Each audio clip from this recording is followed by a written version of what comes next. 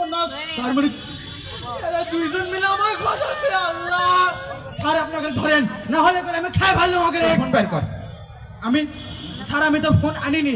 শোনেন আমি আপনাকে একটা কথা বলি, আমার সাথে উপদেষ্টার অনেক বড় লিঙ্ক আছে।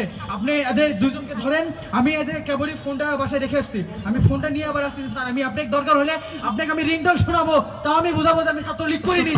আমি ওদের ইয়ে নিয়ে আসি। দাঁড়া তোর, আরে আমি আমার ওই যে রিংটং এর জন্য মোবাইলটা নিয়ে আসি।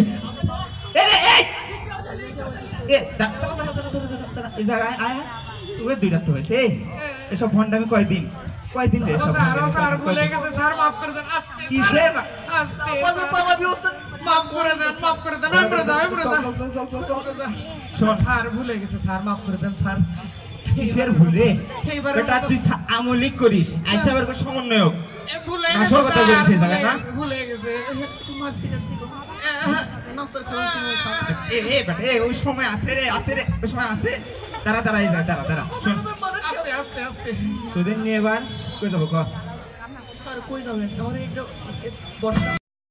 আমি তো জানতাম, বুঝে গেছি।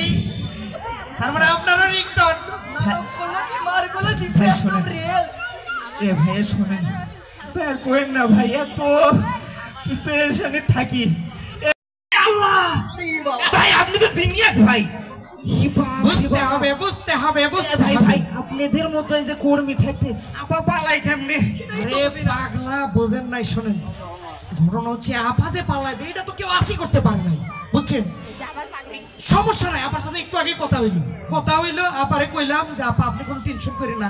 এই যে 5 আগস্টের পরে মনে করেন যে কিস্তি লিগ, তারপরে মনে করেন যে এই যে কি রিক্সা লিগ, তারপরে বুয়া লিগ, আনসার লিগ, আরো বিভিন্ন ভাবে আমরা পাইতারা করতেছি, খালি কুলু খুঁজতেছি যে কেমনে খালি আবার সরকারে উঠা যায়, কিন্তু কোনোভাবেই পারতেছি না। তবে টেনশন নিয়েন না। ওই যে যারা সরকারের আগে সরকার আমাকে কি কইলেন? কে আসবে বীরের দেশে? ভাই আমি কত চাই ভাই। দাঁড়ান ওমা এ ভাই আপনি কে? আপনি হিসাব পরে করতেছি, দাঁড়ান। তুই আওয়ামী লীগের বুলুল ভাই? তুই আওয়ামী লীগের রয়না? ওরে বাটপা, দাড়ি কাটছি কেমন ছিল রে? দাড়ি কাটছো, তোমার তো এমনি চেনা যায়। আর তুমি কি মনে করছো তুমি চুল কাটবা আর তোমার চেনা যাবে না? অতই সোজা।